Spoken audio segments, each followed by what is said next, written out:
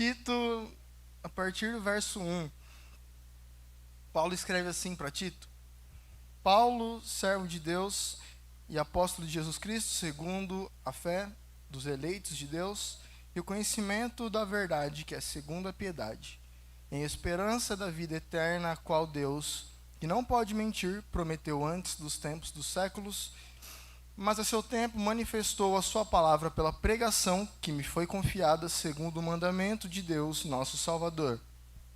A Tito, meu verdadeiro filho, segundo a fé comum, graça, misericórdia e paz da parte de Deus, Pai, da do Senhor Jesus Cristo como nosso Salvador. Parece uma leitura, uma saudação, mas na verdade irmãos, eu sempre gosto muito de falar das cartas, né? A última vez que eu estive ministrando aqui, eu falei sobre Timóteo, e hoje eu estava na dúvida se eu continuaria falando sobre 2 Timóteo ou se eu falaria um pouco de Tito. Mas eu acredito que Tito tem algumas lições que podemos extrair que, né, é bem edificante, aí vai edificar demais a nossa vida. Eu gostaria que você emprestasse os seus ouvidos bem rapidinho para que a palavra de Deus ela penetre no nosso coração e produza fruto, né? Primeira coisa que eu gostaria de falar para os irmãos, Tito, qual que é o contexto? Por que Paulo escreve alguma coisa para alguém chamado Tito? Quem é esse rapaz chamado Tito? Tito foi um companheiro de Paulo. Paulo discipulou esse homem chamado Tito. Uma das coisas que é a primícia do evangelho é a pregação dele e o seu discipulado. Ninguém consegue chegar numa estatura do varão perfeito, na verdade, sem alguém o discipulando. E todas as vezes que nós falamos aí do desenvolvimento da igreja, da fé, a gente precisa que alguém nos discipule. Você precisa aprender com alguém. Inclusive, toda a verdade que você sabe sobre a Bíblia, você aprendeu sozinho? Não, nós vamos construindo de acordo com o que vamos ouvindo. Então, Tito, ele era um discípulo, seguidor de Paulo, e Paulo, ele tinha um apreço, ele chamava esse rapaz de confiável. Primeira característica que nós vemos de Tito, era um homem confiável. E qual que é o contexto na qual Tito ele está inserido? Paulo, ele identifica uma problemática em um lugar chamado Creta. Qual é o nome do lugar? Irmãos, vocês estão comigo? Eu sei que vocês gostam de ouvir isso. Vocês estão comigo? Dá uma glória a Deus aí. Então, essa cidade, esse lugar era extremamente problemático. Muito problemático. E aí, o que acontece? Por que esse nome Creta? Esse nome Creta, ele vem de uma palavra que nós conhecemos no nosso dia a dia, cretinos. O que seria uma pessoa cretina? Uma pessoa que ela é mentirosa, uma pessoa que não é verdadeira. Já começa por aí. Quando se fala de Creta, logo vinha à mente naquele tempo que era uma cidade que era muito problemática. Como assim problemática? Era uma cidade que ela tinha problema de violência, era uma sociedade que tinha problema de corrupção sexual, era uma cidade que era envolvida por ganância, era um grande caos aquele lugar. Aí Paulo ele percebe, aquela cidade tinha alguns portos, portos na verdade, que recebia navios. E Paulo olhou e falou assim: nós temos acesso lá e nós conseguimos pregar o evangelho, visto que é uma cidade que precisa do evangelho. Irmãos, preste bem atenção aqui. Quem é que precisa do evangelho? Todos. Todos nós precisamos. Aonde tem um coração batendo, ali precisa de um evangelho pregado. Ponto. E Paulo identifica essa problemática em Creta e ele fala assim: eu confio no Tito e eu vou enviar esse rapaz para resolver alguns tipos de problema. Quando nós olhamos o panorama bíblico da Bíblia, quando você lê 1 Coríntios, você lê Romanos, você lê Efésios, o que está acontecendo naquelas cartas? Paulo está enxergando um problema, está enviando alguém para resolver esse problema. E qual que é a função hoje do pastor, dos obreiros aqui? É identificar o problema que nós estamos enfrentando atualmente e combater com o evangelho. Então, essa é a função da igreja. Nós estamos aqui para contrapor a cultura que o mundo nos oferece, colocando a cultura do evangelho. E é justamente o que Paulo ele faz. Paulo ele pega Tito, ele entende toda essa problemática de Creta e vai e envia o rapaz. Então o panorama é esse. E aí aqui eu gostaria de começar a introduzir um pouco a respeito do que Tito foi fazer lá.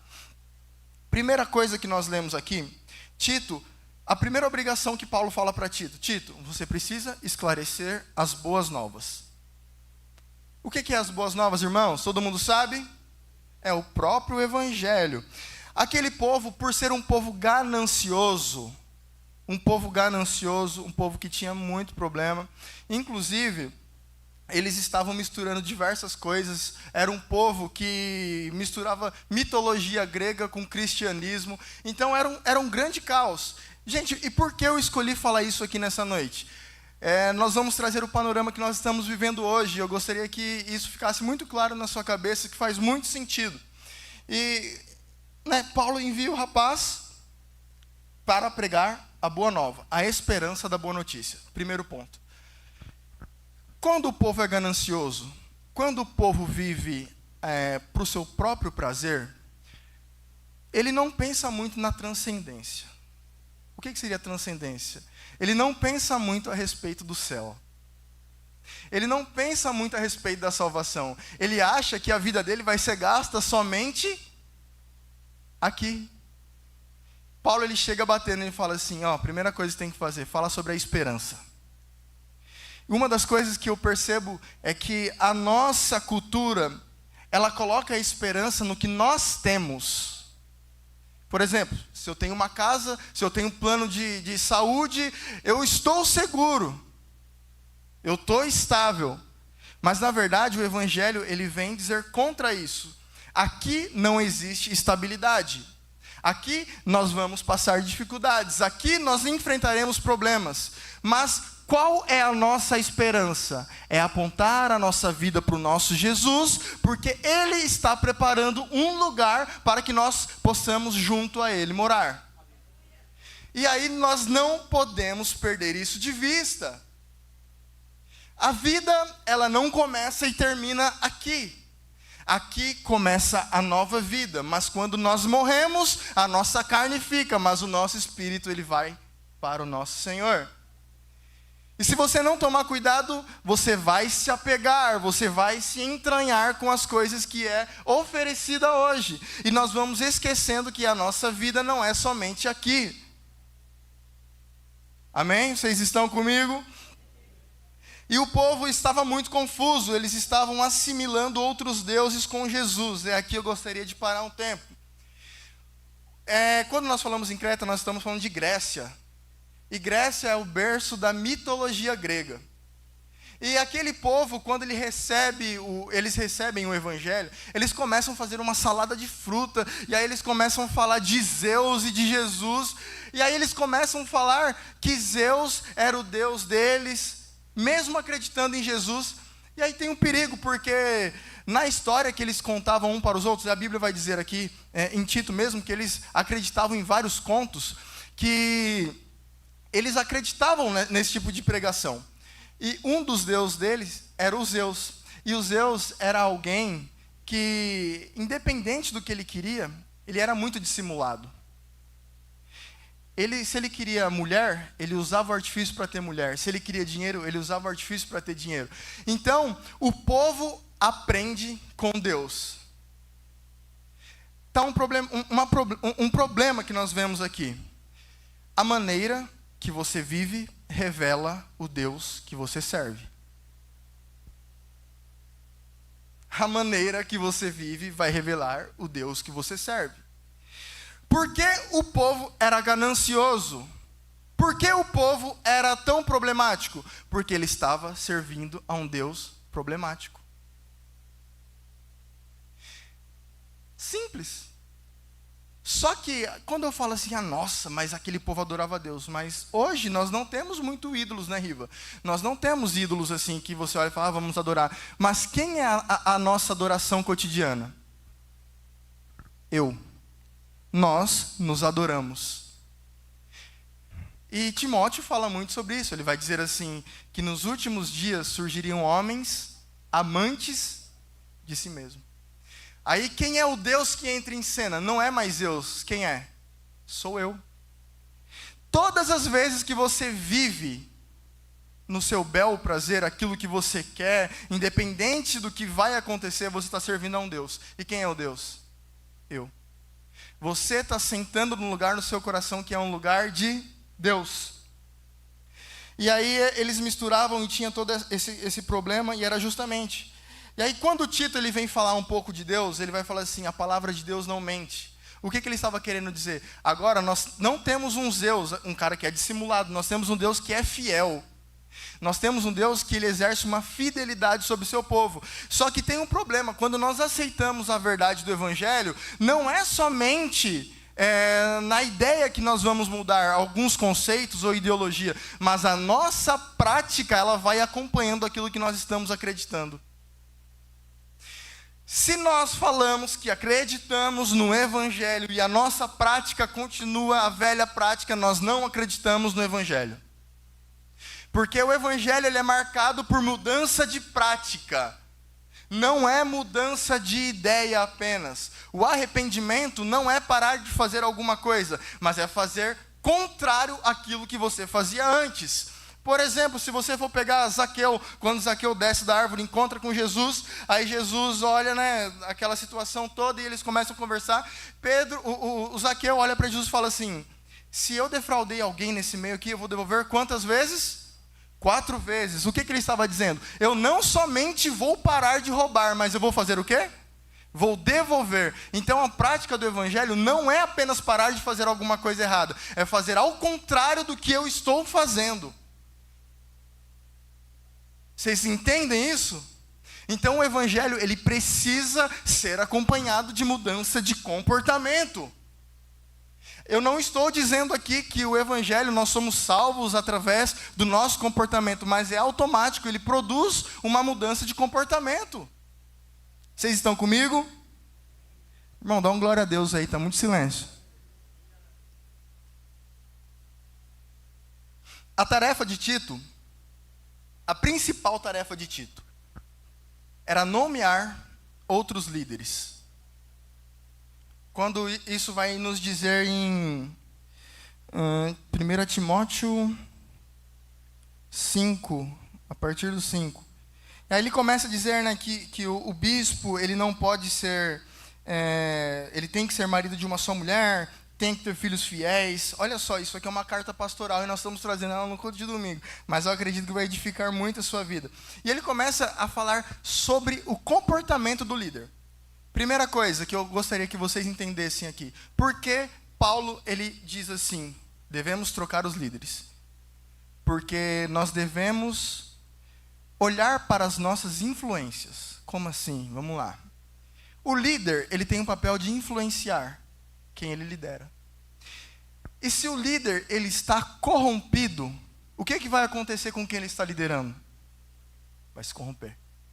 Só que quando eu digo de liderança, você na sua casa, você no seu Instagram, você segue pessoas e você está sendo influenciado por alguma liderança. Você está sendo influenciado por alguém. Ou você acha que a roupa que você veste, você tirou da sua cabeça. As músicas que você gosta, os filmes que você gosta, você sofreu influência. E quando Paulo ele diz assim, nós precisamos trocar a liderança, nós precisamos trocar também a influência. E aqui estava dizendo que as famílias estavam todas problemáticas. Os pais não estavam sendo pais maduros. As mulheres não estavam sendo mulheres maduras. As meninas não queriam se casar. Por quê? Existia um problema na base. Quem é a base? É quem influencia. Uma pergunta que eu gostaria de deixar para você. Quem é que está te influenciando? Irmãos, eu entendo muito quando o pastor vem falar assim, sobre o BBB, Big Brother Brasil. Tem alguém assistindo aqui? Levanta a mão, em nome de Jesus. Eu entendo, só que, olha só, presta atenção. O Big Brother Brasil, ele não é um problema em si. Sabe por quê? Por que aquelas pessoas estão naquele programa, naquele reality ali? Porque elas já são seguidas. Elas já são influências. Elas já estão influenciando. E aí o que o BBB faz? Ele pega um monte de gente que está influenciando, coloca dentro de uma casa. É simples. Então qual que é o problema do BBB? Ele está revelando quem é que está influenciando a nossa nação. Simples. O BBB é o problema? Não, sabe qual que é o problema?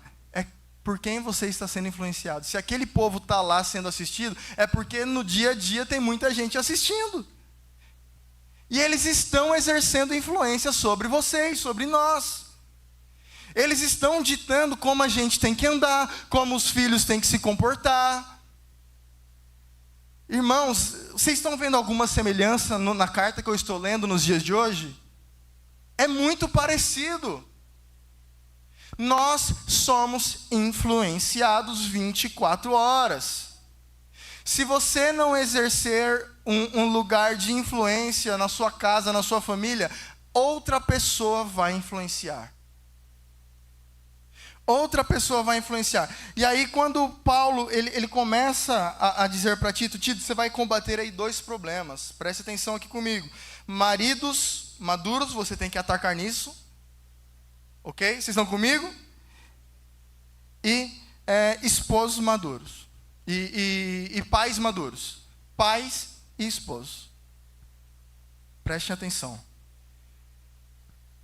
Por que ele fala justamente com os pais e da conduta dos pais para os filhos? Meus irmãos, se você é casado, e você não é maduro, isso vai refletir no seu dia a dia. Como assim? O que seria um esposo maduro perante a Bíblia? Aquele que dá vida, assim como Jesus deu, pela sua esposa. Primeiro ponto, se você não é capaz de entregar tudo que você tem pela sua esposa, você não é maduro. Se você não é capaz de se doar pela sua esposa, você não é maduro. Se você gasta dinheiro escondido da sua esposa, você não é maduro. E olha, quando eu estou dizendo sobre maturidade, eu não estou dizendo, mas eu tenho falta muitas vezes, eu não consigo meu salário. Eu não estou falando disso. Eu estou falando de maturidade, alguém que coloca numa posição de referência. A sua esposa consegue olhar para você assim, eu tenho segurança no meu marido. Quando Paulo está dizendo, precisamos de homens maduros em Creta, porque aqui está uma bagunça. E como nós resolvemos uma bagunça? Com homens fortes. Com homens que se coloquem na postura de homens de Deus. Dá um glória a Deus aí, vai. Irmãos, isso é muito sério. Isso é muito sério. Você precisa se posicionar como um homem de Deus. Quando eu estava conversando com a Ellen essa semana sobre a criação em Gênesis. Quando Deus ele cria o homem, ele representa a paternidade sobre Adão e Eva. Ele é pai. Ele é pai da criação. E aí eu falei um pouco do marido. E olha só o filho. Como se comporta um pai maduro? Um pai maduro ele tem algumas responsabilidades. A primeira é provisão. A segunda é proteção. A terceira, relacionamento. E a quarta, perdão. Primeiro, proteção. Você é responsável pela proteção do seu filho. Se o seu filho está desenvolvendo ideologias que não compactuam com o evangelho, a culpa é sua. Se o seu filho está desenvolvendo alguma coisa que esteja muito fora do evangelho, você deve instruí-lo na verdade do evangelho. Eu não estou dizendo que ele vai permanecer a vida toda, mas a princípio, quem é que vai introduzir essa ideia? Os pais. O pai maduro, ele persevera na proteção do filho. Física também. Ele trabalha na provisão. O que seria a provisão? Você coloca tudo aquilo que precisa para o mantimento do seu filho. Quando Deus coloca Adão e Eva, Ele coloca dentro de um jardim, onde tinha tudo que eles precisavam ali. Deus deixou faltar alguma coisa para Adão e Eva? Não, tudo que eles precisavam tinha dentro do jardim. Terceiro, relacionamento. O que Deus fazia com Adão? No fim da tarde. Se você não conversa com teu filho, alguém vai querer conversar com teu filho. Se você não dá ouvidos para o teu filho, alguém vai dar ouvido para o teu filho. E a quarta é o perdão. Irmãos, nós estamos falando de seres humanos que erram, que pecam, que falham. Seu filho vai pecar, ele vai errar, ele vai fazer alguma coisa. Mas se você for maduro, o que Deus fez quando Adão e Eva erraram? Primeira coisa, Riva, Ele cobriu. Ele cobriu. O que seria cobrir? Mostrar em amor. E a segunda coisa, expulsou do jardim. Não é porque você cobre, que você acolhe, que você ama, que você não deixa de mostrar a consequência. Vocês estão comigo? Aleluia!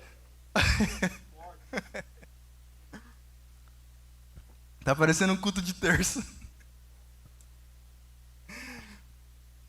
Irmãos, dá um glória, pelo amor de Deus.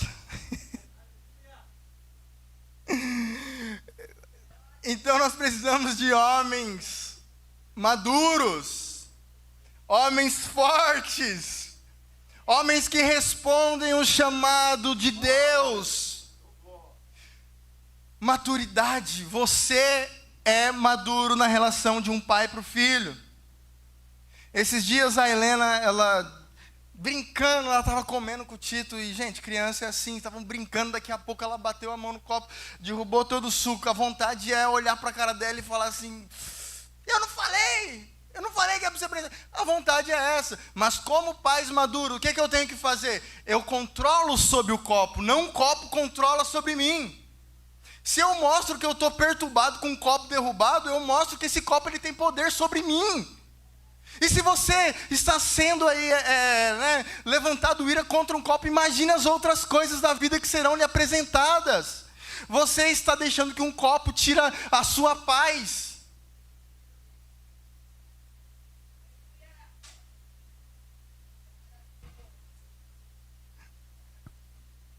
Eu não estou bravo, irmãos. Nós somos maduros. Diga comigo assim, Não, lá para melhorar. Eu sou maduro. Ok, você não é verde, você é maduro, tá? E o porquê, gente? Olha só, e o porquê os pais não são maduros? Porque as influências não mostram como ser pais maduros. Por que nós não somos esposos maduros? Porque a influência não está mostrando isso. A gente começa a buscar influência na onde? Nos filmes. A gente começa a buscar influência nas novelas. Se você for pegar na década aí de 50, a relação fora do casamento, se você traísse sua esposa, era considerado como crime. Era crime, no Brasil estou falando. E o porquê isso deixou de ser crime? As novelas começaram a mostrar que a traição é normal. Os filmes começaram a mostrar que a traição é normal. O Instagram mostra que a traição é normal. E aí o que acontece com a sua cabeça? É normal. É normal. Mas o Evangelho, ele contrapõe a cultura atual. Aleluia. E se ele não está contrapondo a cultura atual, tem um problema com o nosso Evangelho. Não com o Evangelho de Jesus Cristo. Toda vez que você coloca alguma coisa para assistir na sua casa, aquilo está exercendo algum tipo de trabalho na sua mente. E quando eu digo isso, irmãos, eu digo, isso é muito sério, isso não é uma brincadeira, porque vai refletir lá na frente, no pai que você vai ser, no esposo que você vai ser, no filho que você vai ter. Amém? E esse povo estava sem influência. E Paulo fala assim, troque as lideranças. O negócio está feio lá. Não tem ninguém para influenciar esse povo, não. Paulo falando, vamos mandar uns varão lá que nem o Nau, que vai dar lugar lá em Creta, e aí o negócio vai mudar o cenário. A liderança, ela estava corrompida. O principal alvo da liderança, o Riva deve saber isso, que é muito mais inteligente que eu, era uma liderança que estava preocupado com dinheiro. Se a liderança religiosa está preocupada com dinheiro, imagine os liderados. Se a liderança mostra que a ganância tomou conta do coração, imagine os liderados. Se quem você está seguindo lá fora, muitas vezes mostra um carrão, mostra uma casona, você precisa tomar cuidado para que isso não entre no seu coração. Sinônimo de prosperidade nem sempre é ter aquilo que o mundo nos oferece.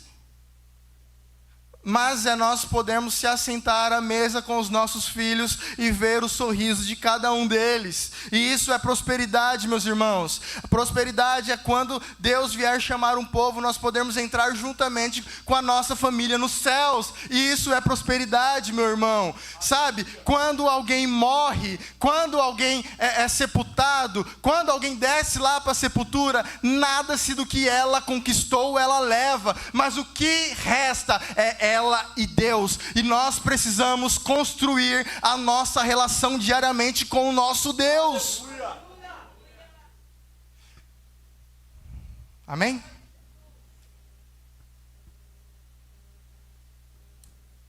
Tenho 10 minutos aqui ainda, né? E qual que era o problema? Tinha algumas igrejas instaladas lá. Tinha alguém já pregando o evangelho lá, Riva. Alguém sério. E esse alguém sério, ele chega para Paulo e fala assim, Paulo, esse lugar, ele é terrível, porque está cheio de mentiroso, está cheio de glutão, e isso está, se você ler aí a carta de Tito, ela é bem curtinha, você vai ver tudo aquilo que eu estou falando. Vai ter glutão muito preguiçoso, vai ter gente preguiçosa lá, e você tem um problema, você vai ter que combater tudo isso. E Paulo, ele vai combater esse problema. Só que tinha um porém. Quem estava pregando o evangelho muitas vezes não conseguia o ouvido de quem ele queria pregar. Por quê? Porque os líderes estavam corrompidos, as pessoas não estavam vivendo o evangelho. Aí quando alguém chegava para pregar o evangelho, era mais ou menos assim, mas está vendo aquele irmão?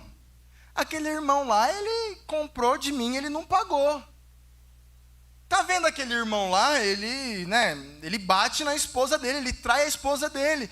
E o evangelho não estava sendo ouvido porque tinha falsas testemunhas no meio. E um problema, deixa eu te falar, quando nós não estamos vivendo o evangelho, nós servimos de pedra de tropeço. Quando nós dizemos que estamos no evangelho e temos uma vida toda errada, você serve de vergonha para o evangelho. Porque alguém vai deixar de ouvir a mensagem do evangelho por sua culpa. Por minha culpa, toda vez que nós somos pedra de tropeço. E Paulo estava dizendo justamente sobre isso no capítulo 2, a partir do verso 5. Os irmãos estavam tendo uma vida de muitas acusações. A vida que eles tinham de cristão não atraía ninguém. Não atraía ninguém. Uma pergunta aqui. A vida que nós estamos levando, ela tem atraído ou tem repelido as pessoas? E aí? A vida que nós estamos levando está repelindo ou está atraindo as pessoas para o evangelho de Jesus? E quando eu faço essa pergunta, não, de verdade, é uma pergunta que nós precisamos pensar. Será que no meu serviço eu estou atraindo as pessoas ao evangelho de Jesus ou estou repelindo? Será que no meu serviço eu estou mostrando que eu amo muito dinheiro? Ou será que eu estou mostrando que eu amo ali estar servindo as pessoas? O que é que nós estamos mostrando? como cristãos? O que é que nós estamos mostrando como filhos que foram salvos por um pai amoroso? E aí Paulo ele começa a falar assim: beleza, Tito, você já sabe do problema que você vai enfrentar lá em Creta. Agora o que é que eu quero que você fala para o povo? Aí Tito ele olha, né, imagino eu, fala: caramba, que problema eu vou enfrentar aqui, enfrentar demais. E aí Paulo fala assim para ele: a família ideal, ela precisa ter idosos íntegros, com autocontrole, para ser exemplos para os mais novos. Irmãos, qual que é a função dos irmãos mais velhos da nossa comunidade? Mostrar o caminho para os mais novos. Por exemplo, aqui eu acredito no púlpito, quem seria o mais velho? O Riva? Não, o irmão Mariano? Irmão Mariano, você parece que tem uns 45, Mariano. O irmão Mariano, ele deve servir para mim como alguém que me instrua na boa nova, no evangelho do Senhor Jesus. E assim sucessivamente, assim que eu vou crescendo, eu vou ensinando os mais novos. E é exatamente aí que vai entrar a influência, meus irmãos. É aí que entra a influência. Nós precisamos fazer essa rede, é que nem marketing multinível aqui. A gente pega um, aí vai ter que discipular, pegar... É assim que funciona o evangelho. O evangelho funciona através de discipulado. Se você é mais velho, você vai discipular aquele que é mais novo. E o mais novo, por sua vez, o mais novo. E assim sucessivamente. Só que tem um problema. Se as nossas influências elas são problemáticas, a nossa liderança vai ser problemática. Nós precisamos ajustar as nossas influências. Nós precisamos ajustar quem é que está influenciando no nosso dia a dia. Vocês estão comigo? Aí Paulo ele cita que as moças também, elas não queriam casar. As moças não queriam casar, Esdras. As mais novas. Por que será que as moças mais novas não queriam casar? Porque elas não tinham um padrão de casamento saudável na sua própria casa. Se você certamente não tem um lar muito funcional, você vai carregar problemas com isso. Mas eu tenho uma boa notícia para te contar. Quando Jesus morre na cruz, ele exerce sobre nós uma paternidade perfeita. Você pode dar uma glória por isso? Estou acabando. Paulo, resumindo aqui, que não vai dar tempo de eu falar alguns pontos. Resumindo, o que Paulo queria para Creta? O que Paulo estava querendo para aquela cidade? Paulo estava querendo que os irmãos em Creta vivessem o evangelho a ponto de mudar a cultura daquele lugar. Paulo ele queria isso. E em algum ponto, se não me engano é Tito 2, no finalzinho do seu capítulo, ele vai dizer que os irmãos não devem se esconder da rotina, mas devem ir para as praças públicas. O que seria isso? Quando nós conhecemos o evangelho, não é para ficar somente aqui pregando, cantando, mas é onde você for, você precisa exercer influência. O nosso chamado é para contrapor a cultura que tem sido nos oferecida no dia a dia. Qual é a cultura que tem sido oferecida na sua mesa? Aquela que você precisa ter alguma coisa para ser. Aquela que você precisa bajular alguém para ter algum tipo de cargo. Aquela que você precisa fazer alguma coisinha errada para ter alguma coisa na vida.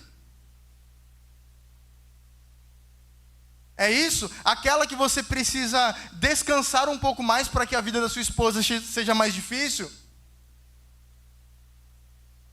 Será que é isso que Deus quer? Não, Deus está esperando o posicionamento dos seus filhos. E quem aqui é filho de Deus? Então somos nós que devemos nos posicionar em um mundo podre. Nós não devemos nos esconder, mas devemos nos apresentar como luz. Nós oramos, Deus, tira todo mundo da política, tira todo mundo lá do Senado, do plenário, daqui dos vereadores, tira todo mundo. Mas quem Deus vai pôr? Se Deus está tirando, alguém tem que ocupar. Se Deus está tirando alguém de algum lugar, alguém com a mente mudada pelo Evangelho precisa assumir. Vocês estão comigo? O cristão ideal, quando Paulo começa a dizer, ele é pacífico, diga comigo, pacífico. Generoso. E ele busca o bem comum. Pode falar, ele busca o bem comum. Pacífico é alguém que promove paz. E quando eu digo que ele promove paz, é aonde ele chega. Aonde ele chega, o ambiente precisa ser mudado. Se o ambiente está muito confuso ali, ou ele sai ou ele muda.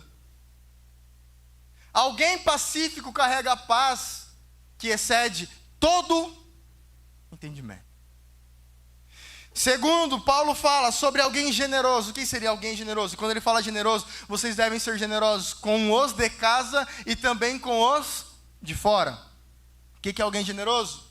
Alguém generoso é que tem a possibilidade de ajudar, mas esconde aquilo que ela tem. Alguém generoso ele enxerga a dificuldade de alguém e está pronto para suprir a necessidade de alguém. A pessoa generosa, ele consegue entender a dificuldade, ele não fala assim, irmãos, Deus vai suprir a vida daquela irmã, não, ele faz alguma coisa para que ele mesmo supra. Deus, ele age através de quem? Deus, ele não vai descer com Jesus novamente para fazer alguma coisa arriba. E quem é que é representante do Evangelho? Somos nós somos embaixadores de Cristo. E o que é embaixador? É alguém que é estrangeiro representando o reino. Deus está convocando alguém para ser generoso. Alguém que não tenha medo de perder as coisas. Alguém que não tenha medo de perder aquilo que ele tem, os bens que ele construiu. Irmãos, isso é muito difícil. Eu tenho lutado, eu e minha família, nós temos lutado contra isso. Se nós não tomarmos conta, tudo aquilo que nós ganhamos, tudo aquilo que nós temos é somente para nós. Alguém do seu lado está precisando de alguma coisa. Qual que é a característica da morte de Jesus na cruz? Do que Ele fez por nós? Ele se esvaziou de tudo aquilo que Ele tinha. E o verso diz a mesma coisa antes. Ele fala assim: tende em vós o mesmo sentimento que houve em Cristo Jesus. E qual foi o sentimento que houve em Cristo Jesus? Autoesvaziamento.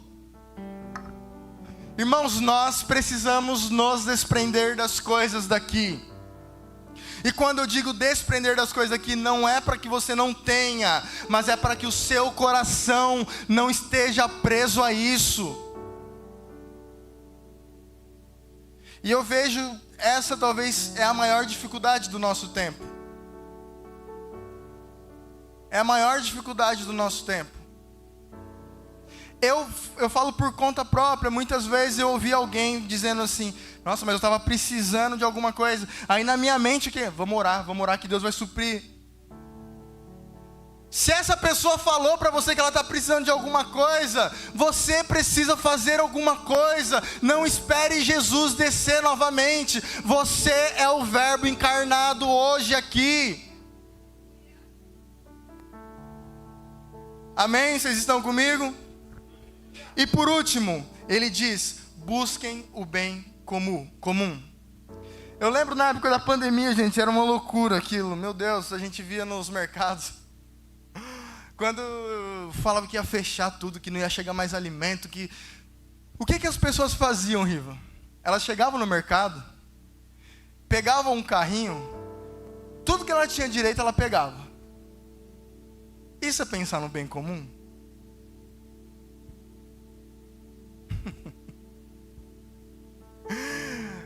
Gente, pegava o carro em papel higiênico. Que? Papel higiênico? Vamos colocar aqui, não sei. Arroz vai acabar. Quem chegava meia hora depois do mercado já não tinha nada. Porque alguém não pensou no bem comum.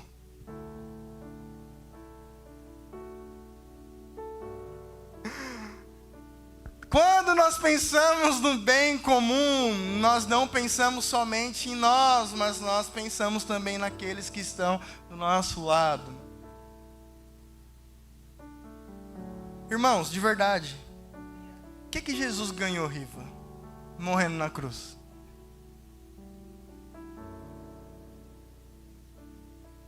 O que Jesus ganhou? Jesus ganhou. Quem é que ganhou nessa história? Quem? Jesus ganhou a separação dele e Deus por um momento. Jesus ganhou chicotadas, humilhação. Ele foi moído pelo bem comum. Em quem Jesus estava pensando, Riva?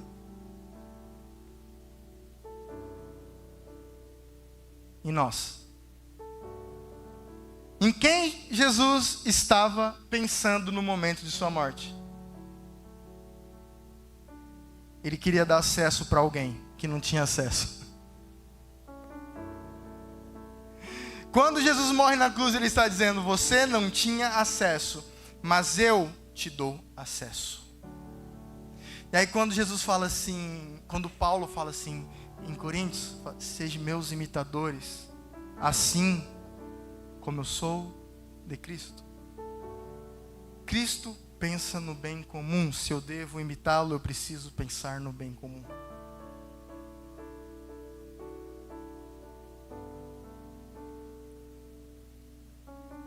Amém.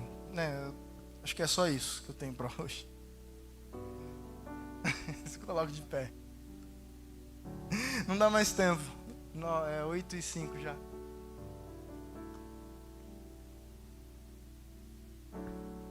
Deus está te chamando para contrapor a cultura atual. Deus está te chamando para influenciar aonde você for.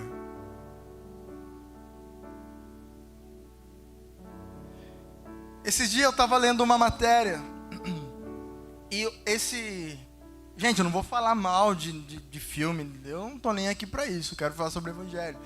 Mas é interessante que quando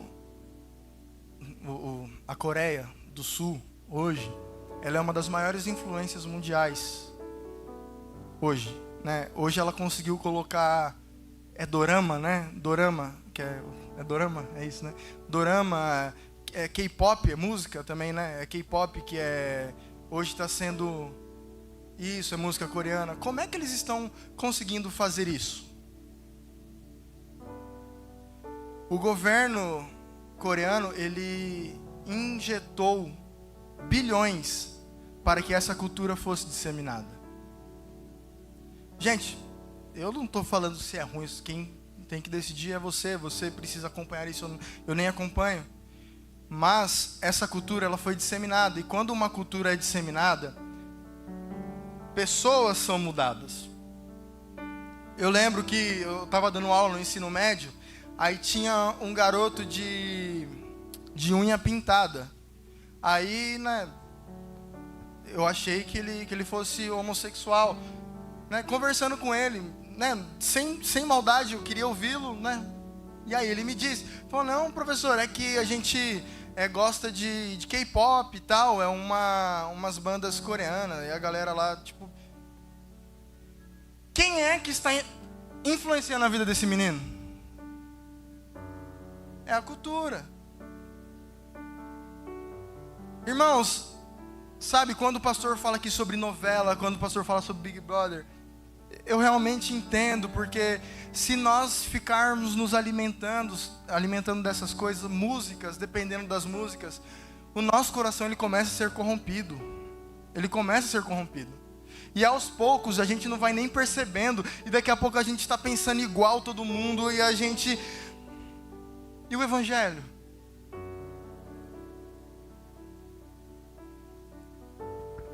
Amém, né? Já falei demais. Eu queria orar por vocês. Tem alguém aqui que ainda não aceitou a verdade do Evangelho em sua vida e gostaria de estar vindo à frente, professando o Jesus como o único suficiente Salvador? Tem alguém? Ninguém? Eu gostaria que o louvor subisse aqui e cantasse alguma música. Eu gostaria de orar por vocês. Talvez essa é a mensagem que tem perturbado meu coração nesse tempo. De verdade, eu tenho filhos pequenos e tenho muito medo do que tem acontecido e sempre busco tentar viver na verdade do Evangelho. Eu gostaria de orar por você, pela sua casa, pela sua família.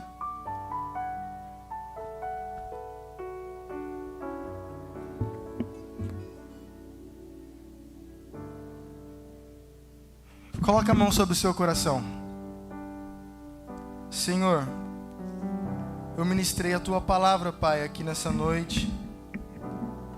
Eu sei, Pai, aquilo que o Senhor quer para nós. Eu sei que o Senhor quer um povo separado, um povo que se doe, um povo que ame, um povo que Te honre, um povo, ó Pai, que se dobre a Ti e reconheça, Pai, o Seu reinado perfeito. Espírito Santo, eu oro para esse povo aqui, Jesus. Eu não sei quem tem sido as influências, eu não sei quem tem dominado a mente deles. Eu não sei, Pai, o que eles têm ouvido, mas eu Te peço nessa noite, Pai, que a verdade do Teu Evangelho penetre cada vez mais em seu coração. Eu oro, Pai, para que haja mudança de mente, mudança de comportamento, Pai. Pai, eu oro para que as mentes venham ser renovadas nesse lugar, Pai. Espírito Santo, toda influência contrária, Pai, nós queremos que os nossos olhos se abram, Pai, nós possamos enxergar o quanto isso faz mal para o nosso coração. Espírito Santo, coloca, Pai, liderança, coloca, Pai, influências, ó Pai, que nos levam mais para perto de Ti. Espírito Santo, conduz o nosso caminhar, o nosso dia a dia, conduz a nossa mente. Os nossos filhos, Pai, que os nossos filhos venham conhecer a Ti através de nós. Pai, que os anciãos, Pai, venham nos mostrar também o caminho. Espírito Santo, que nós possamos amar mais a Ti, Pai, que nós possamos amar mais o Senhor, que o nosso coração seja dominado por Ti, que o trono, Pai, do nosso coração, ele venha ter um lugar especial que é somente Teu e nada rouba o Teu lugar, Pai.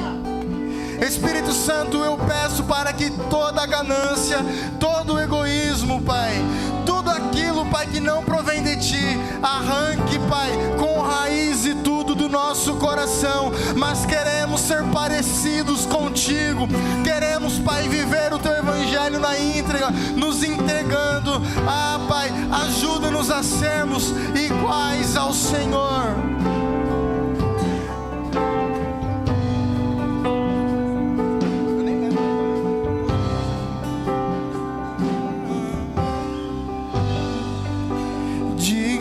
Essa canção, só Tu és Senhor, digno do meu louvor, só Tu és Senhor,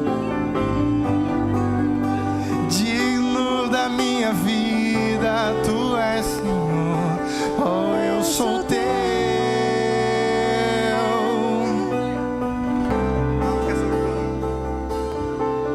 Declare isso. Nome que é sobre todos é o Teu Jesus, fonte da salvação, só Tu és Jesus, digno da minha vida, Tu és, Só tu és, só tu és, só tu és.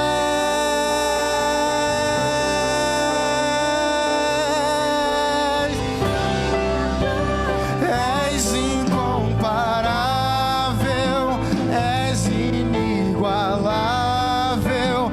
Abre os meus olhos, mostra, Senhor, mostra quem tu és e enche o meu coração do amor que faz. Ele é santo, declare isso, santo, santo, santo. És incomparável, não há outro, não há outro. Abre os meus olhos, Senhor, e mostra quem tu és e enche o meu coração do amor que faz mudar o mundo. Eu vou construir a minha vida em ti, Senhor. Não há outro, não há outro, não há outro, não há outro, não há outro, não há outro, não há outro. Espírito Santo, enche o nosso coração, enche o nosso coração.